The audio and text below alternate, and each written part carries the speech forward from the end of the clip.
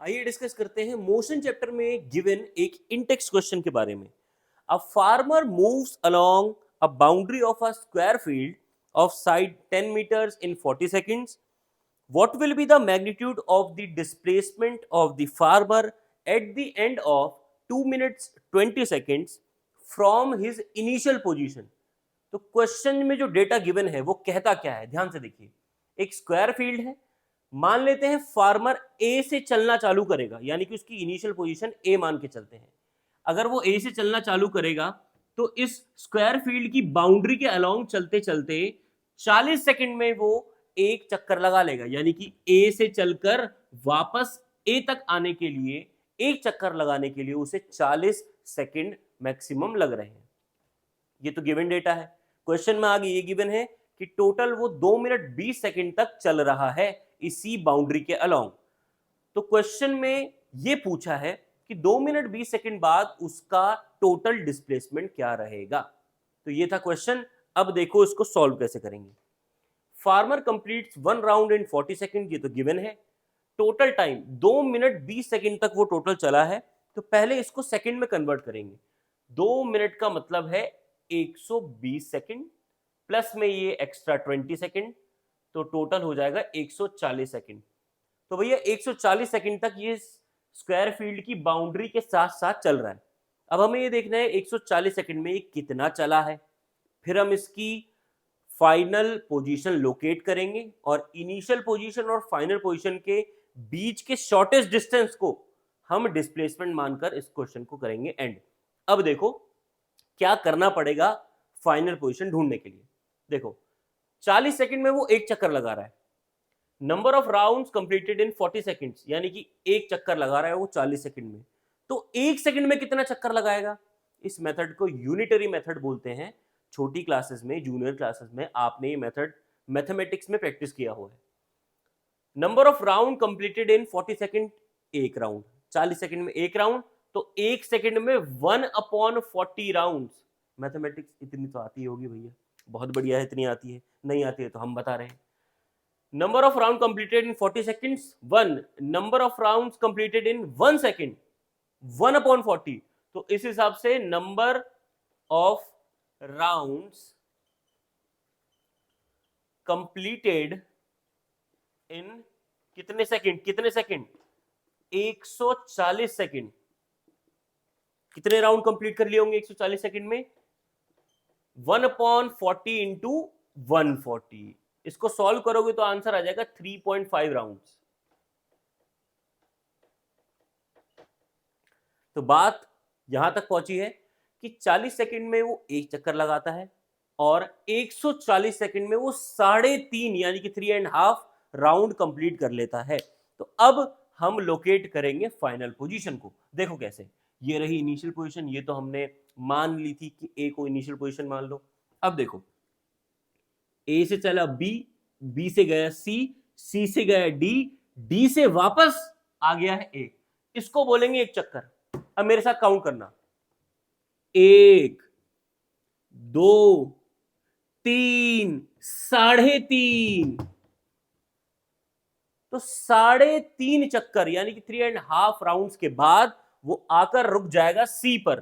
तो सी हो जाएगी हमारी फाइनल पोजीशन।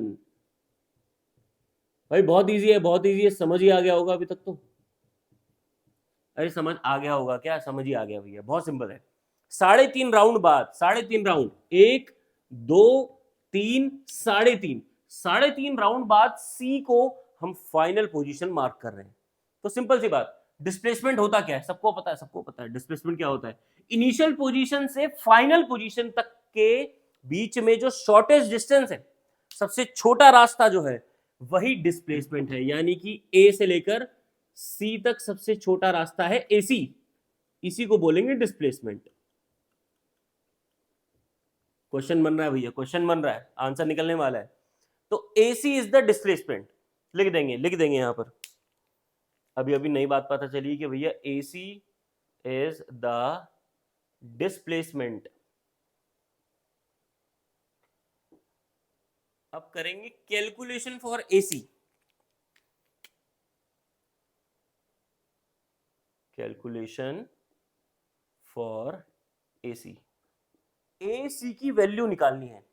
अब ध्यान से देखो, वैल्यू हमें गिवन है क्या, AB, BC, CD, DA, इन सब की साइड्स की वैल्यू गिवन है।